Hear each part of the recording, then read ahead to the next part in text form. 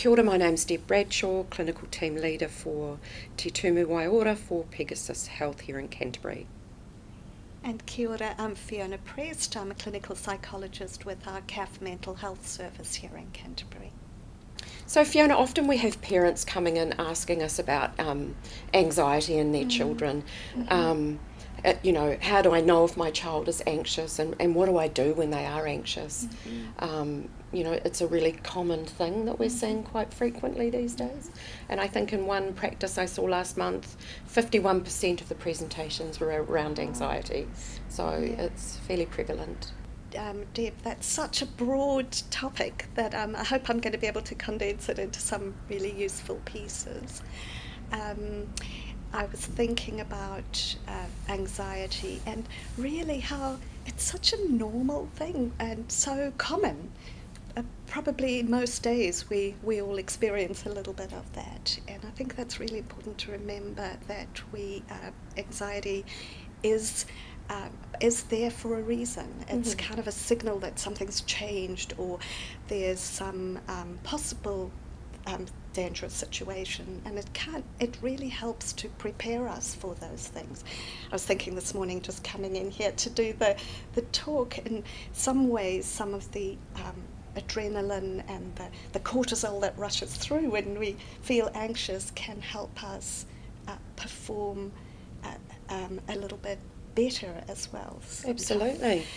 And so some of the questions that we get asked are, from parents, I think my child is anxious, what do I do? Perhaps I'll just start with thinking about anxiety as a response, and in kids in particular.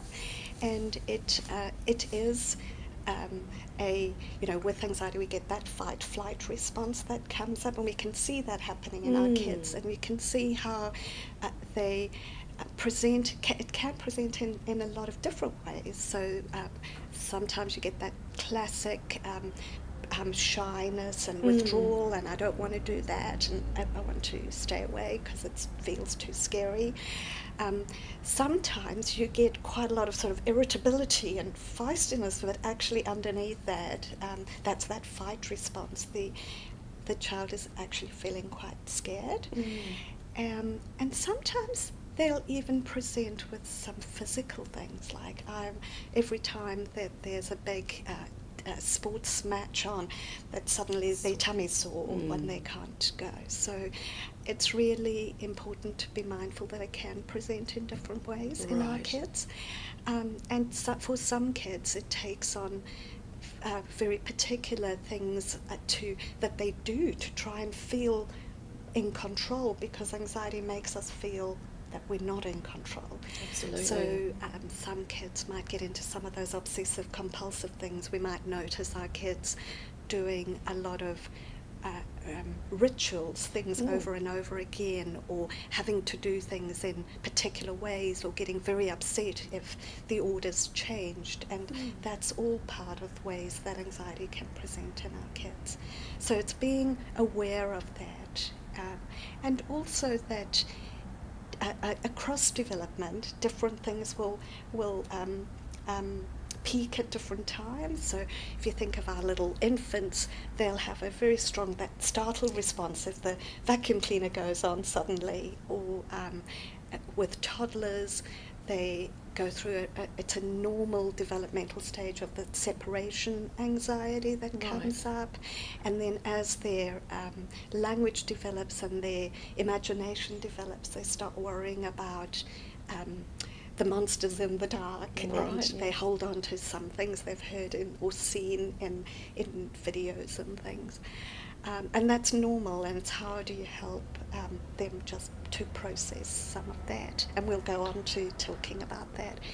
And then, of course, as they get into middle school, middle childhood, they start having fears about performance and about sometimes bullying from other kids. And adolescence, because the big task of adolescence is being able to identify and belong with your peer group, so then social anxiety takes a huge peak. So that's where we start to see that school refusal coming right. in. That's right. So it's also thinking about is this happening? Is this out of sync with what should be happening at this stage? And not over pathologizing something that might be a process you just need to help them through.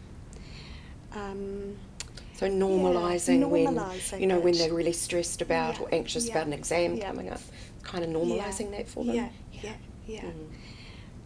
And we all have different temperaments, so some kids are much more sensitive to any change, and so they will be, more prone to getting anxious.